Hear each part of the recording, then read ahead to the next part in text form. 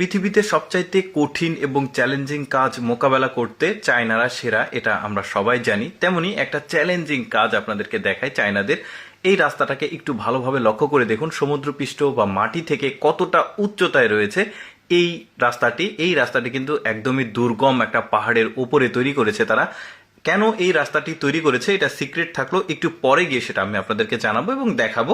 তার আগে রাস্তাটা দেখাই। দেখুন এতটা উচ্চতায় এই রাস্তাটাকে তৈরি করা হয়েছে।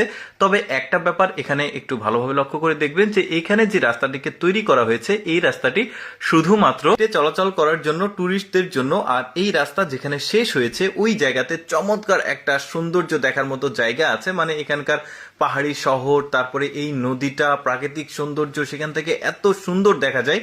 একটু অপেক্ষা করতে থাকুন, এই রাস্তা যেখানে শেষ হয়েছে ওই জায়গাটাও আপনাদেরকে দেখাবো। এই যে দেখতে পাচ্ছেন, তার আগে পুরো রাস্তাটি আমি আপনাদেরকে দেখাই, যেহেতু দেখাচ্ছি। আর এখানে এই রাস্তার যে সুযোগ সুবিধা সেটা রয়েছে, মানে মনে করেন যে সিঁড়ি বেয়ে বেয়ে উঠে যেতে হয়, কখনো নেমে যেতে হয়। পাহাড়ি রাস্তাতে যাদের চলাফেরা করার অভ্যাস আছে তারা কিন্তু জানে যে এই ধরনের খাড়া পাহাড়ি রাস্তাগুলো কখনো ওঠা কখনো নামা, এটা কিন্তু শরীরের জন্য অনেকটা এনার্জি লস হয়। তবে এরা এমন একটা সিস্টেম করেছে, একটু পর পর রেস্ট নেওয়ার জন্য জায়গা তৈরি করে রেখেছে। তারপরে বিদ্যুতের সুবিধা, চার্জিং এর সুবিধা, এভরিথিং রয়েছে। এই যে দেখতে পাচ্ছেন এখানে এই ঘরগুলোতে আপনি চাইলে রেস্ট নিতে পারবেন। তারপরে খাবার ব্যবস্থা রয়েছে, সেগুলো আপনারা খেতে পারবেন। এই যে দেখতে পাচ্ছেন, তারপরে সৌরবিদ্যুতের ব্যবস্থা রয়েছে।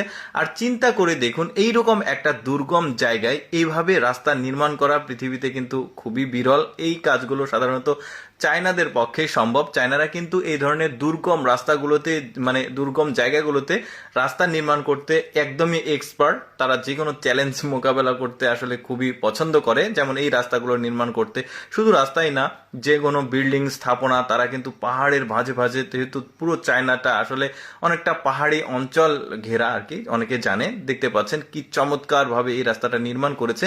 শেষে রয়েছে চমকপ্রদ একটা সৌন্দর্য দেখার মতো জায়গা। এই যে দেখতে পাচ্ছেন এখানে এই ঘরগুলোর মধ্যে কিন্তু আপনি চাইলে একটু একটু করে রেস্ট নিতে পারবেন। আর আরেকটা ব্যাপার আমি আপনাদেরকে জানিয়ে রাখছি যে এখানে একটা জায়গা রয়েছে যেখানে গাড়ি নিয়ে সোজাসুজি উপর পর্যন্ত আসা যায়, কিন্তু এই চিকন রাস্তাতে চলাফেরা করা যায় না। সামনে এখন যে পয়েন্টটিকে দেখছেন ওই পয়েন্টটিতে আপনি গাড়ি নিয়ে একদম চলে আসতে পারবেন উপর পর্যন্ত, কিন্তু গাড়ি নিয়ে এই চিকন রাস্তাতে চলাফেরা করতে পারবেন না। তো যারা একটু ট্রেকিং করতে পারে না বা হেঁটে চলাফেরা করতে পারে না তারা এই পর্যন্ত আসে, তারপরে এখান থেকে আবার যাত্রা শুরু করে।